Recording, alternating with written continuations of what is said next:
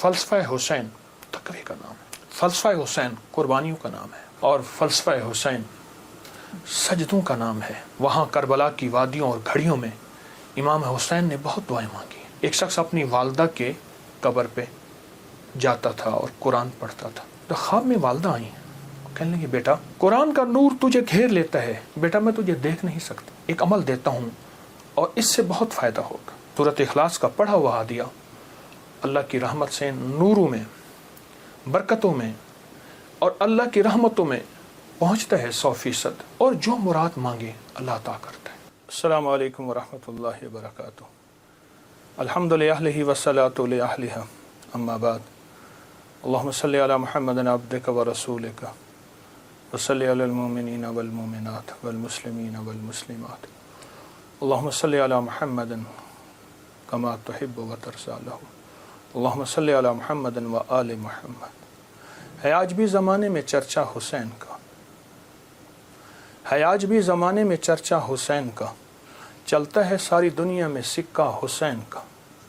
بھارت میں گر وہ آتا تو بھگوان کہتے ہم، بھارت میں گر وہ آتا تو بھگوان کہتے ہم، ہر ہندو نام پوجا میں جپتا حسین کا، ہر ہندو نام پوجا میں جپتا حسین کا۔ راون کی طرح مٹ گیا دنیا سے تو یزید، لیکن دلوں پہ آج بھی ہے قبضہ حسین کا۔ سرپنا جو پٹکتی ہے پیاسوں کی یاد میں، لیتی ہے نام گنگا و جمنا حسین کا۔ جے سنگھ پناہ مانگے گی مجھ سے چتا کی آگ، جے سنگھ پناہ مانگے گی مجھ سے چتا کی آگ، مر ہندو ہوں میں ہندو ہوں مگر ہوں شیدا حسین کا۔ ہے آج بھی زمانے میں چرچا حسین کا۔ ایک ہندو کا اظہار عقیدت ہے اس کے مذہب کے مطابق، اس کے ایمان اور اس کے عقیدے کے مطابق۔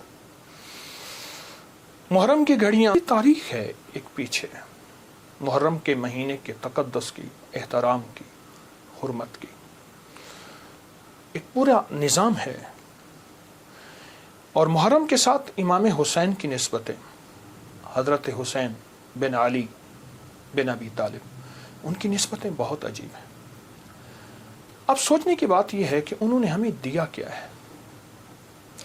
امام حسین کی زندگی کا سب سے پہلا نظام تقوی ہے،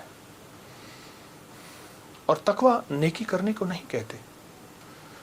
کسی نے حضرت عباس رسول اللہ صلی اللہ تعالی وسلم کے چچا، ان کے بیٹے حضرت عبداللہ بن عباس سے پوچھا تقوی کس چیز کا نام ہے؟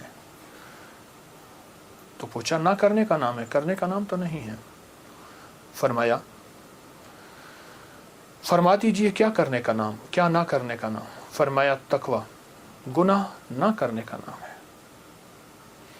ایک بندہ بہت زیادہ نیکیاں کرتا ہے اور پھر بہت گناہ کرتا ہے، اس کو متقی نہ کہا جائے گا۔ فلسفہ حسین تقوی کا نام ہے، فلسفہ حسین قربانیوں کا نام ہے۔ فلسفہ حسین پانی نہیں مل رہا، پیاس کی شدت ہے، میں اس جگہ کو جا کے خود دیکھ کے آیا ہوں، کربلا کی ان وادیوں میں، لیکن اس بات کا اس پیغام کا نام ہے کہ وہاں حرام نہیں چلے گا، وہاں مشکوک نہیں چلے گا، وہاں حلال طیب اور طاہر زندگی چلے گی۔ ایک نظام ہے۔ اور فلسفہ حسین سجدوں کا نام ہے کہ جنگ جاری ہے اور نماز کا وقت آیا، آدھوں نے نماز پڑھی، آدھوں نے جنگ کی، پھر انہوں نے نماز پڑھی، سجدے قضا نہیں ہوئے اور سجدے ادا ہوئے ہیں۔ اور فلسفہ حسین دعاؤں کا نام ہے۔ وہاں کربلا کی وادیوں اور گھڑیوں میں امام حسین نے بہت دعائیں مانگی، اور وہ دعاؤں کی پوری کتابیں اس وقت موجود ہیں۔ وہ دعائیں کیا تھیں؟ جس میں اللہ کی محبت، جس میں اللہ کے ساتھ عشق، جس میں اس کی ذات عالی کے ساتھ تعلق اور محبت، ان دعاؤں کا نام ہے۔ اور فلسفہ کربلا کا ایک پیغام دیتا ہے کہ خیال کرنا، جب ایک طرف حق ہے اور ایک طرف نہ حق ہے، اور وہ حق حلال کی شکل میں آئے، طیب طاہر کی شکل میں آئے، حلال کی شکل میں، طیب طاہر کی شکل میں آئے، تو پھر حلال کبھی نہ چھوڑنا. اور حرام کے اوپر تمہیں کائنات کیا تخت مل جائے اس کو کبھی اس کے قریب نہ جانا. زندگی کا ایک سفر میں آپ طے کر رہے ہیں اور طے کریں گے موت تک. وہ ہستیاں زندگی کا سفر طے کر گئیں لیکن انہیں ہم مردہ نہیں کہیں گے. بلیا سی مرنا نہیں گور پہ آ کوئی ہو, کہ ہم مرنے والے نہیں ہیں. اللہ کے عاشق ہمیشہ زندہ ہوتے ہیں اور اللہ کے عاشق ہمیشہ زندہ ہوتے ہیں اور زندگی کا سفر طے کرتے ہیں. عاشق ہمیشہ زندہ ہوتے ہیں اور عاشقوں کی زندگی ہی اصل زندگی ہے. اور وہ زندگی ایسی زندگی ہے جس زندگی کے بعد موت نہیں ہے. ایک عجیب واقعہ علامہ جلال الدین سیوطی رحمۃ اللہ نے لکھا ہے. ایک شخص اپنی والدہ کے قبر پہ جاتا تھا اور قرآن پڑھتا تھا. تو خواب میں والدہ آئیں, کہنے لگی بیٹا تو آ کے نہ کچھ دیر بیٹھ جایا کر, پھر قرآن پڑھا کر, اس سے پہلے قرآن نہ پڑھا کر. کیوں؟ جب تو آتا ہے قرآن کا نور تجھے گھیر لیتا ہے. بیٹا میں تجھے دیکھ نہیں سکتی, تیرے قرآن پڑھنے سے میری قبر نوری, نورانی, روحانی, اس میں روشنی, اس میں برکت. لیکن میں تجھے دیکھنا بھی چاہتی ہوں. ماں ہوں, ماں کی مامتا بیٹے کو دیکھ کے بھی کلیجہ ٹھنڈا کرتی ہے. یہ زندہ ہوتے ہیں, ان کو موت نہیں آتی. انتقال ہوتا ہے, انتقال کہتے ہیں منتقل ہوتے ہیں ایک عالم سے دوسرے عالم. یہ عالم شہود ہے, عالم ارواح سے آئے ہیں ہم, اور عالم برزخ کا سفر ہمارا جاری ہے, آنے والا ہے, جس کا نام موت ہے, فنا ہے. ان ہستیوں نے ہمیں ایک پیغام دیا, ان ہستیوں نے ہمیں ایک زندگی کا سبق دیا کہ کبھی بھی زندگی میں اگر یہ نظام آ جائے تو پھر حلال اور حرام کی پہچان کرنی ہے, پھر حق اور ناحق کی پہچان کرنی ہے.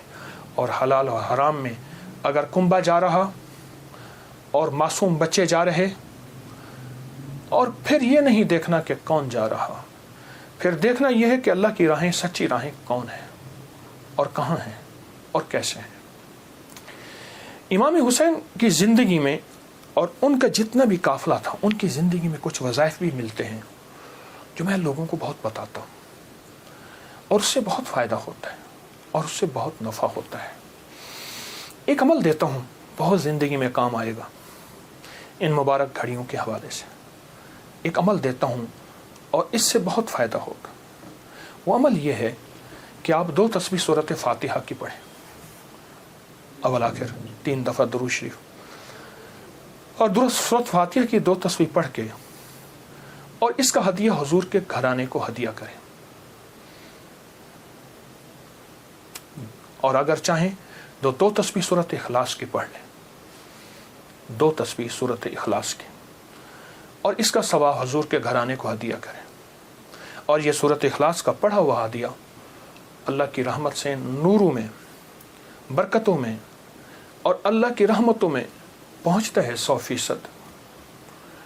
اور حضور کے گھرانے کو ہدیہ کریں. اور حضور کے گھرانے میں حضور کی بیویاں, بیٹیاں, داماد, نواسے, نواسیاں, یہ حضور کا گھرانہ ہے. اور اس حضور کے گھرانے میں یہ حسینی قافلہ بھی حضور کا گھرانہ ہے. ان کو ہدیہ کریں حضور کے گھرانے کو, اور جو مراد مانگے اللہ عطا کرتا ہے. اور یہ مسلسل عمل کرتے رہیں. آپ دن کے کسی وقت صبح شام 2 تسبیح سورۃ اخلاص پڑھ لیں, ہر دفعہ بسم اللہ الرحمن الرحیم 7 پڑھیں, اور اول آخر درود پاک پڑھیں, اور پھر یہ تسبیح آپ ان کی خدمت میں ہدیہ کر دیں. آپ کا کوئی مسئلہ ہے, آپ کی کوئی مشکل ہے, آپ کی کوئی پریشانی اور ناممکن ہے, اس مسئلے, مشکل اور پریشانی میں یقیناً آپ کے لیے خیر کی, برکتوں کی اور رحمتوں کی